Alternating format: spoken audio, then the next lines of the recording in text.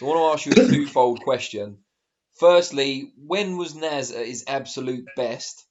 And secondly, would that version of Naz have beaten Barrera? Well, I'm going to ask you. I always consider you a boxing expert to a certain degree. You know your boxing stuff. When do you think? When do you think Naz was at his peak, or what his best fight was? And then I'll tell you what it actually was, or what I think it was. I think either Robinson or Badillo. The fight was. Brendan said to me, Naz was at his best for the Robinson fight because he'd moved from super bantam straight to featherweight. Robinson was a mature fella. He was never expected to win the title. He had a couple of defences, and they thought Naz was was out of his depth. And he trained very well for that fight. He was on fire because he knew the eyes of the world were watching him, and he shouted his mouth off that much what he was going to do. He had to back up the claims, and once he climbed that hill, really, apart from the Kevin Kelly fight, there was never really any challenges for him. And I think he realised that he'd look at fighters and then start adjusting his training. Not adjusting his training, but he'd always train hard. But what he did in between his training sessions, whether he was more on it, went to bed early or up all night or whatever, he adjusted to then that kind of thing to who the opponent was. Naz's career, the hard fights while he was with us, were only really Robinson and Kevin Kelly.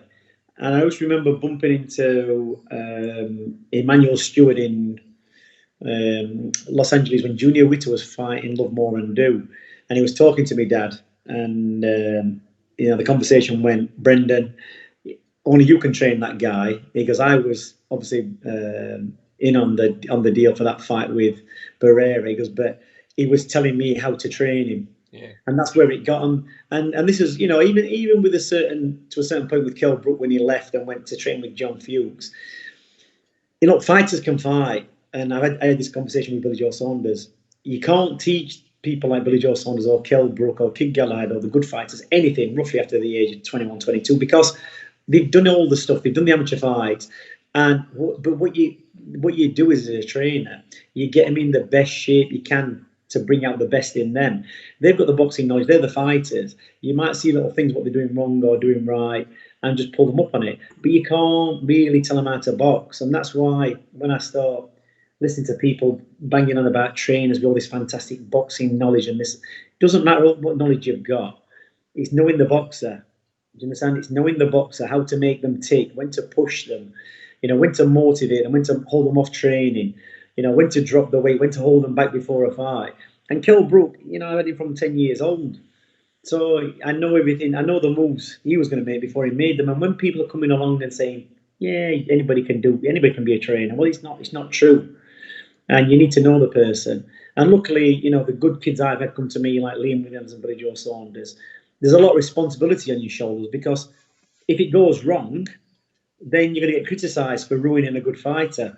So, and Liam Williams, look at what a career he's had. Billy Joe Saunders against Monroe and Lemieux were fantastic performances, in my opinion. But with Naz, he just started to listen to everybody else. And then he used to come into the gym and tell Brendan how to train him. And my dad said, that's not how it works, Naz. And because, they've got money and they've got fame and fortune and they're beating everybody, they've got to listen. That's all they've got to do, listen. Once they leave that gym, they can do what they want. And if Naseem Hamed had never left the gym, I think he would have beat Barrera because, Barrera was tough. But Naz just, if you look at the build-up to that fight, Little Prince, Big Fight, Little Prince, whatever it was a shambles. The sparring partners, what they did, how they trained, it was shocking. But the people around him, like his brothers who were, managing him, who've got no idea, just let him do what he wanted to do. And I hear this word banded around a lot with boxers. Well, he's his own man. He's in charge. He's the boss. No, he's not. He's the boss in the ring to a certain degree. Because they've got to listen to somebody fighters. There's very few fighters, and I've said this before several occasions. Floyd Mayweather, maybe the fighter who could probably go in a ring on himself and just had somebody wash his gum shield like he knows what he's doing. There's not many more fighters like that out there. There's one or two, but Floyd Mayweather can probably do it on himself and look at his record and the way he fights. The only man to beat Canelo, a bigger guy. That's no matter what. he's a smart guy, and unless you're him, you've got to listen to somebody who knows what they're talking about. And with Kell Brook, he made a mistake. He left. It wasn't a great performance. Kell Brook got himself through that fight, and Billy Joe Saunders another one, very very skillful fighter. But how well they box, it depends on how well they go through a training camp, how motivated they are, what there is to gain at the end of it, because that's what it's all about, recognition and money. And you've got to be motivated, and the longer your career goes on, it is difficult to get up for fights what don't mean anything or just ticking over fight. You've got to challenge yourself, and you've got to put fear into yourself to make you want to compete and win. So, that's how boxing is. And we'll just see how it goes in 2020. We've nearly wasted, a third of the year already.